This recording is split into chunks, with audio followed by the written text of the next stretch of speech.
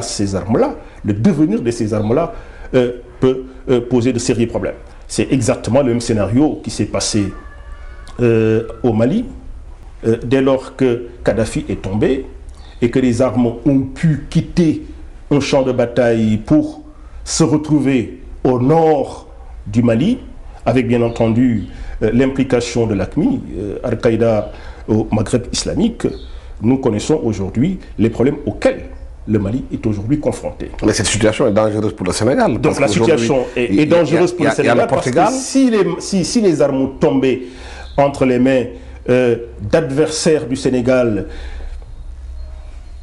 tentés, comme ça a été d'ailleurs le cas dans le passé, de déstabiliser le pays en utilisant la crise en Casamance, ça peut poser de sérieux problèmes au pays. C'est la raison pour laquelle la question de la pacification, non seulement de la sous-région, mais des pays voisins, est une question cruciale qui doit, à mon avis, préoccuper au plus haut niveau le président de la République et son gouvernement. Mais tout le monde sait que le Portugal n'a jamais digéré l'intervention militaire du Sénégal en 1998, qui a fait partir Ansoumana Mané et ce qui s'en est suivi la mort d'Ino Vieira. Aujourd'hui, le Portugal a des velléités, selon certaines informations, d'installer des bases, une base militaire dans la sous-région, parce que l'Afrique est devenue intéressante pour les pays européens, par rapport à la crise, par rapport au truc. Est-ce que cette donnée géostratégique a été prise en compte par les autorités sénégalaises? De toutes les façons, les autorités sénégalaises ont intérêt à prendre en compte la géopolitique locale, hein, si je puis m'exprimer ainsi. Il y a une similitude entre ce qui se passe au Mali présentement et ce qui pourrait se passer en Guinée-Bissau et qui semble vous inquiéter. D'aucuns disent que la France a voulu installer une base militaire au Mali, histoire, à partir du Mali, de contribuer à pacifier, à apaiser la Libye à la suite de la chute du colonel Kadhafi. Tout le monde sait que le président Amadou Toumani Touré n'a jamais est resté favorable à la stabilité de la Libye et au maintien de Kadhafi au pouvoir, par le truchement peut-être d'un dialogue interne à la Libye. Donc l'idée d'une base française qui aurait pu servir d'appui à la France pour contribuer à stabiliser la Libye et à laquelle Amadou Toumani Touré se serait opposé est l'une des manières d'expliquer le coup d'État qui est intervenu au Mali.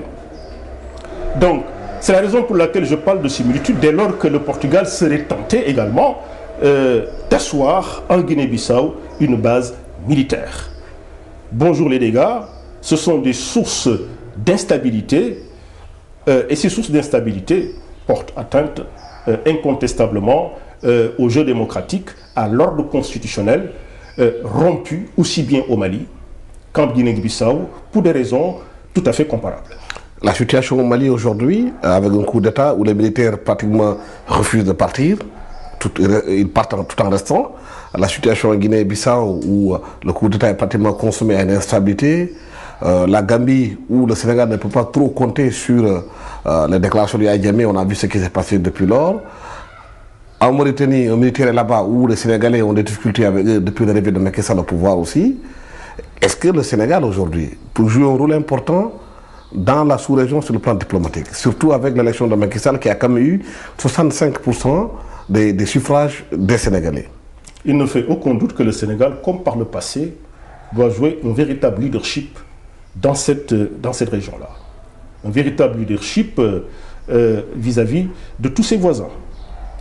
Le Sénégal ne peut pas décréter, on ne peut pas décréter un leadership sénégalais dans cette partie de l'Afrique où nous sommes, avec les voisins que sont, vous les avez énumérés, la Guinée-Bissau, le Mali, dans une situation d'instabilité gravissime, la Mauritanie, même la Guinée-Conakry par ricochet, le Sénégal ne peut pas se contenter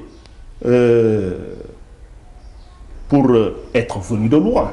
Parce que l'alternance, la seconde alternance qui s'est produite chez nous, n'a pas été une alternance facile à réaliser. Mais le Sénégal s'en est sorti par un génie dont je pense qu'il est très intéressant, sur lequel je pense qu'il est très intéressant de s'arrêter. Je crois que ce génie par lequel les Sénégalais sont arrivés à provoquer cette seconde alternance, qui a permis à Macky Sall, on peut le dire, il a les coulées franches pour avoir été plébiscité par 7 Sénégalais sur 10. Je crois que ce pays-là est obligé, malgré tout, d'affirmer son leadership dans cette partie de l'Afrique où il a, quand on scrute les situations dans tous les pays voisins, l'avantage de pouvoir parler d'une voix audible. Mais un leadership contesté par le Burkina Faso avec Blaise Compaoré, qui est pratiquement le Sherpa de toute la sous-région, qui a réglé la question en Guinée, qui est en train de régler la question au Mali. Le Sénégal a perdu des points sur le Sénégal a perdu des points parce que à la diplomatie sous Diouf et sous Senghor, s'est substitué, pardonnez-moi l'expression, une diplomatie coup de gueule, celle du président Abdoulaye Wade. N'oublions pas que 2 ou 3 ans après son arrivée au pouvoir, il avait commis l'erreur de qualifier les non-voisins de pays mineurs en épinglant particulièrement la Gambie. C'est ce qui nous a valu, c'est ce qui nous a coûté au Sénégal notre leadership diplomatique. Pas seulement dans cette partie de l'Afrique dans laquelle nous sommes enchâssés en tant que territoire et en tant que peuple, mais dans toute l'Afrique, hein, si je puis m'exprimer ainsi. Ce leadership-là, il faut que le président Macky Sall contribue à reconquérir pour le Sénégal ce leadership-là, étant entendu que nous nous sommes fait respecter à la suite de l'alternance, la seconde alternance qui s'est produite le 25 mars 2012. Alors cela nous vaut un certain crédit, un crédit politique et donc un crédit diplomatique. L'apaisement qui en est issu est un apaisement que nous pouvons tourner en avantage pour notre diplomatie, histoire, mais dans la courtoisie et avec les termes diplomatiques qui correspondent, la posture diplomatique, les comportements diplomatiques que tout le monde connaît, cela peut progressivement permettre au Sénégal de réaffirmer son leadership diplomatique dans cette partie de l'Afrique. Oui, l'Union européenne a salué justement l'élection qui s'est déroulée au Sénégal en disant que c'est l'une des élections les plus transparentes, entre guillemets, en Afrique. Mais est-ce que le Sénégal, vous pensez qu'aujourd'hui, peut capitaliser cette élection qui s'est déroulée avec ce pourcentage qu'a eu Macky Sall, compte tenu du fait aujourd'hui que l'Union européenne aussi donne des leçons au Sénégal pour demander de la suppression de la carte d'électeur, le financement des partis politiques? Je crois qu'il y a quelque chose qui me conforte et qui me rassure dans ce qui s'est produit le 25 mars 2012 au Sénégal. Une nouvelle alternance politique, avec un écart entre les deux candidats qualifiés au second tour, lequel écart a obligé le président Wade à reconnaître sa défaite, quelques heures seulement après la fermeture des bureaux de vote, suite à l'excellent travail que la presse sénégalaise, tous médias confondus, a abattu au second tour de l'élection présidentielle, au soir du scrutin du second tour de l'élection présidentielle.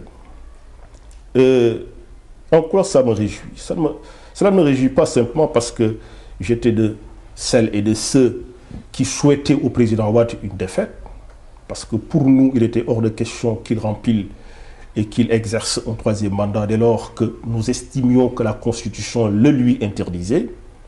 Donc nous nous réjouissons de sa défaite. Mais ce dont nous nous réjouissons surtout, c'est que je fais partie de celles et de ceux qui sont aujourd'hui persuadés qu'on ne peut plus tricher en matière d'élection au Sénégal, qu'on ne peut plus voler une élection. Il y a eu beaucoup d'affrontements verbaux, d'affrontements même physiques. Il y a eu mort d'homme. Nous ne savions pas de quelle manière tout cela allait finir, le M23 face au tenant du pouvoir. Personne ne savait quel sera le dénouement de cet affrontement multidimensionnel. Le Sénégal s'en est bien sorti. Et je suis convaincu qu'il n'est plus possible, à partir du moment où notre crainte principale, c'était que nous ne pouvons pas aller à des élections qui de toutes les façons seront truquées, dès lors que l'un des protagonistes estimait qu'il sera élu dès le premier tour de scrutin avec 53% du suffrage exprimé. Nous n'avions pas confiance. Mais puisque nous nous en sommes sortis, nous nous en sommes sortis dans les conditions dans lesquelles nous nous en sommes sortis, ça veut dire quoi? Ça veut dire qu'il n'est plus possible de voler des élections au Sénégal. Que le jeu électoral sera désormais transparent. Maintenant, les pas des géants correspondant aux souhaits de l'Union européenne qui parle de la suppression de la carte d'électeur et du financement des partis politiques.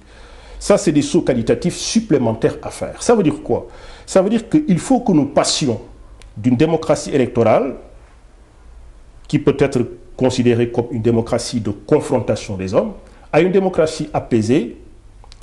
Qu'est-ce que cela veut dire une démocratie apaisée? Ça veut simplement dire qu'à la confrontation des hommes se substitue désormais la confrontation des projets. Mais est-ce que ce n'est pas choquant pour un pays comme le Sénégal, qui vote depuis 1848, que l'Union européenne vient aujourd'hui dire aux Sénégalais, voilà comment vous devez gérer votre démocratie, parce que le Sénégal vote depuis longtemps, bien avant que certains pays européens. En réalité, l'irruption de l'Union européenne, des États-Unis dans les élections au Sénégal, c'est une irruption qui a été souhaitée par toute la classe politique. L'opposition était preneuse de l'irruption de l'Union européenne dans notre processus électoral. Je crois que le moment est venu de dépasser cette irruption de puissances étrangères dans la conduite de notre jeu démocratique. Je crois que le jeu démocratique est arrivé à un point de maturité.